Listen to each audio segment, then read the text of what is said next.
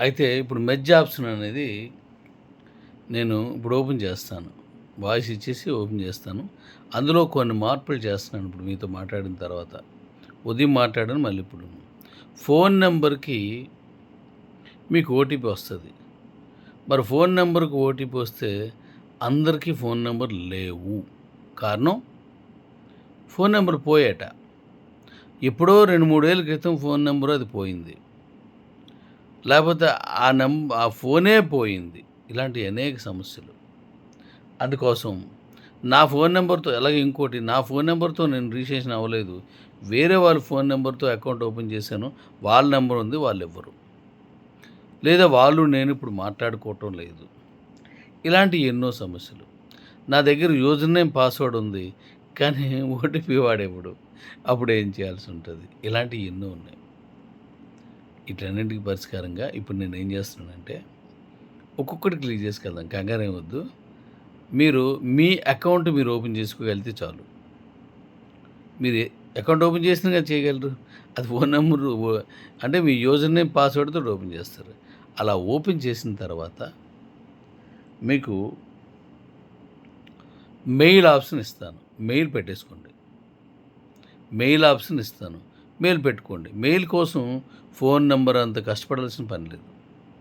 ఆ మెయిల్‌కి నేనేదైతే ఇవ్ ఇప్పుడు నేను ఇస్తున్నానో ఆ ఓటీపీ మెయిల్‌కి వస్తది. మెయిల్ ఓటీపీ వస్తది. ఆ ఓటీపీ సబ్మిట్ చేసి మీరు మెర్జ్ చేసుకోవచ్చనమాట ఆటిల్ని.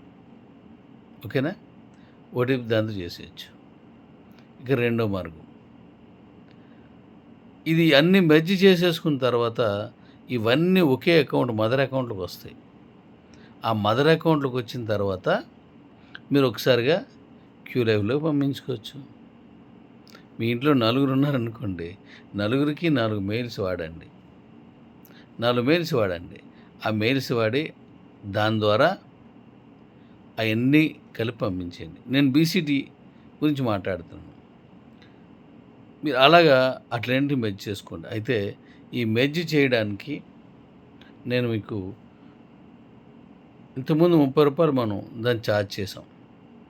ఇప్పుడు అంటే దాని వెనకాల ఖర్చులుంటాయి. అందుకోసం అనమాట.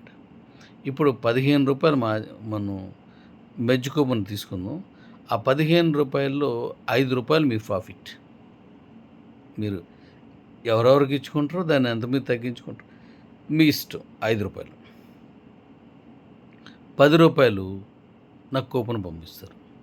ఈ ఎక్స్‌పెన్స్ అని నేను చూసుకుంటాను. అయితే మీకేమవుతుందో చెప్తాను. ఇది పూర్తిగా వినండి. ఇదే ఇంపార్టెంట్ అనమాట. మీరు మెర్జ్ ఒక అకౌంట్‌లో తీసుకొచ్చి ఇంకొక అకౌంట్ మెర్జ్ చేస్తారు. మెర్జ్ చేసినప్పుడు రూ. 15 కూపన్ యాడ్ చేస్తారు.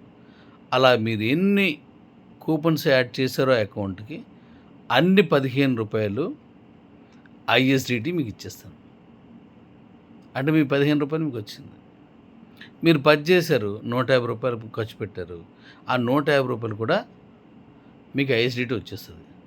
మీరు 100 చేశారు. రూ. 1500 ఖర్చు పెట్టారు. ఆ రూ. 1500 ఐఎస్‌డిటీ వచ్చేస్తది. ఆ ఐఎస్‌డిటీని పట్టుకెళ్ళి మీరు కాయిన్స్ అమ్ముకోవాలి కదా! ఏ కాయిన్స్? D coins. మరి ఈ ఈ మెర్జ్ చేసినప్పుడు వచ్చిన అందులోకి వచ్చిన డీ కాయిన్స్ అన్నింటికి కూడా అంటే ప్రతి అకౌంట్‌కి మెయిల్ ఉండాల. నేను చెప్పేదది. మెర్జ్ చేసుకునే అకౌంట్‌కి, మెర్జ్ చేస్తున్న అకౌంట్‌కి రెండిట్లికి మెయిల్ ఉండాల. అలా ప్రతి అకౌంట్‌లో ఉన్న మెయిల్ తోటి మనం క్యూలైఫ్ నుంచి ఎక్స్‌చేంజ్‌లోకి పంపించేస్తాం. అంటే ఎక్స్‌చేంజ్‌లోకి వెళ్ళేసరికి ఇక్కడ ఏ మెయిల్ ఉందో అక్కడ ఆ మెయిలే పెట్టండి. అక్కడ ఆ మెయిలే పెట్టండి. ఆ మెయిల్‌లోకి ఇది బ్రిడ్జ్ చేస్తాను అందులోకి వెళ్ళిపోతాయి. అలాగే మెర్జ్ 100 అకౌంట్ చేసుకున్నాను కాబట్టి డీ కాయిన్స్ అన్నీ 100 కాయిన్స్ ఒకే అకౌంట్‌లో పంపిస్తానంటే కుదరదు. ఎందుకు కుదరదో కూడా చెప్తాను. ఒక్కొక్క మెయిల్ ఉన్నది కాబట్టి ఒక్కొక్క మెయిల్‌కి ఆ మెయిల్ ఏదుందో అవతల వాళ్ళు తీసుకోవాలంటే మళ్ళీ మీరు మెయిల్ పెట్టుకోండి. మీరు మెర్జ్ చేసుకున్న తర్వాత. మెర్జ్ చేసేసుకున్న తర్వాత 10 చేసుకున్నాను అనుకోండి 10 మెయిల్స్ పెట్టుకోండి. దానికేం డబ్బులు ఖర్చవ్వు.